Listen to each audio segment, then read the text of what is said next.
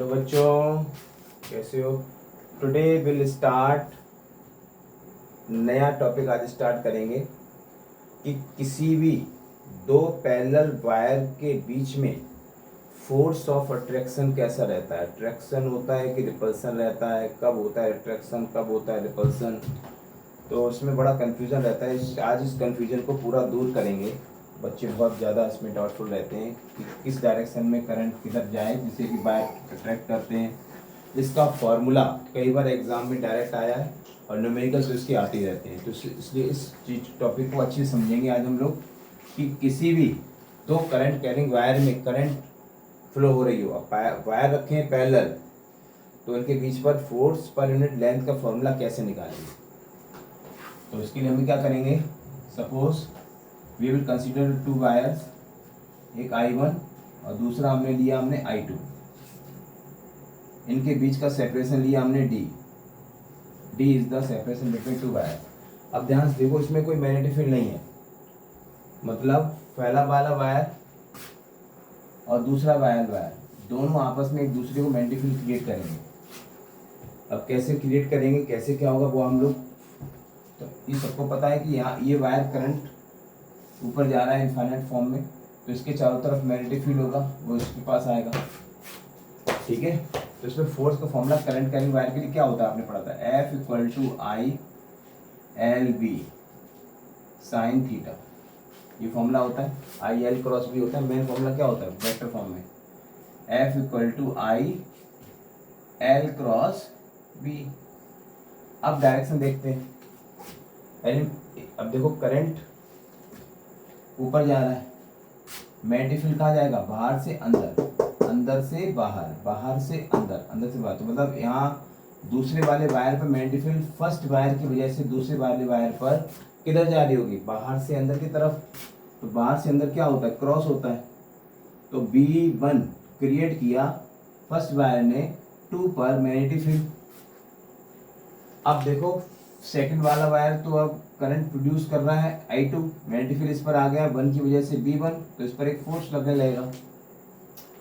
तो फोर्स क्या है, सपोज इसकी वायर की लेंथ L है, तो फोर्स लगेगा इस पर करंट पर I2, लेंथ इसकी L है, मैग्नेटिक फील्ड किसका आएगा इस पर B1 आ गया। और एंगल क्या है इनके बीच का, sin 90, एलिमेंट वेक्टर और मैग्नेटिक फील्ड के बीच का एंगल। देखो मैग्नेटिक फील्ड बाहर से अंदर जा रहा है और करंट नीचे आ रहा है, मैग्नेटिक फील्ड अंदर जा रहा है और करंट नीचे आ रहा है।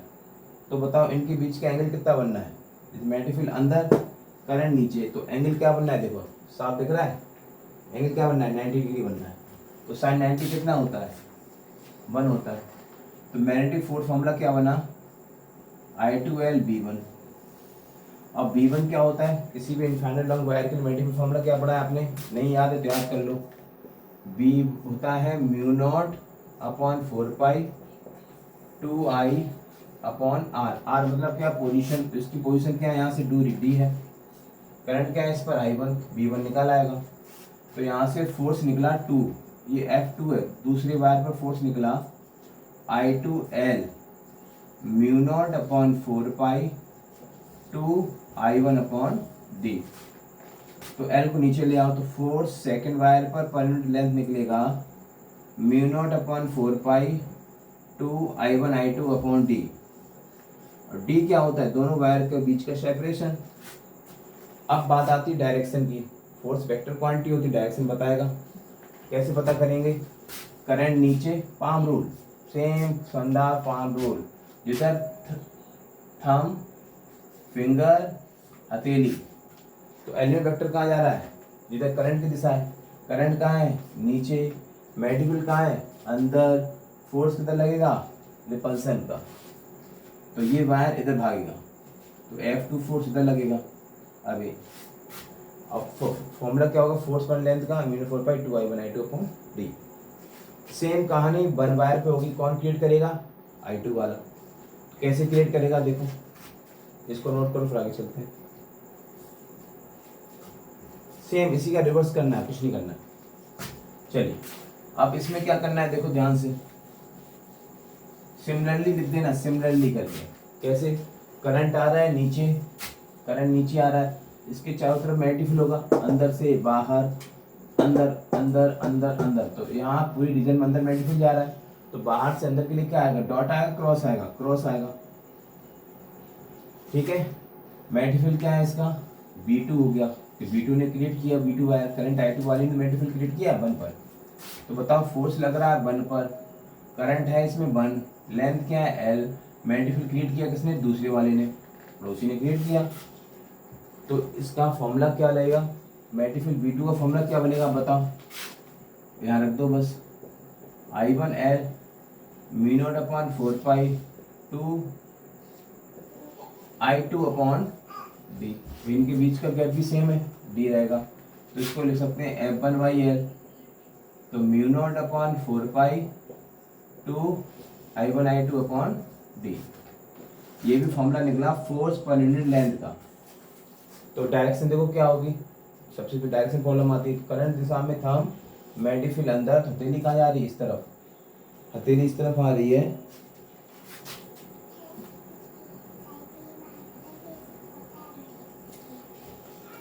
अच्छा इधर, थैंक यू।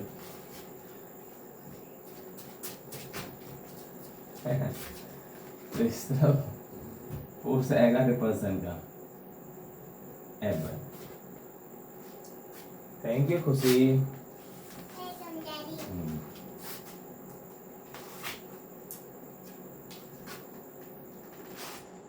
तो बताओ दोनों क्या है, एक दूसरे के साथ रिपल कर रहे हैं ना, रिपल्सन होगा, तो फॉर्मूला याद करने बड़ा फॉर्मूला है।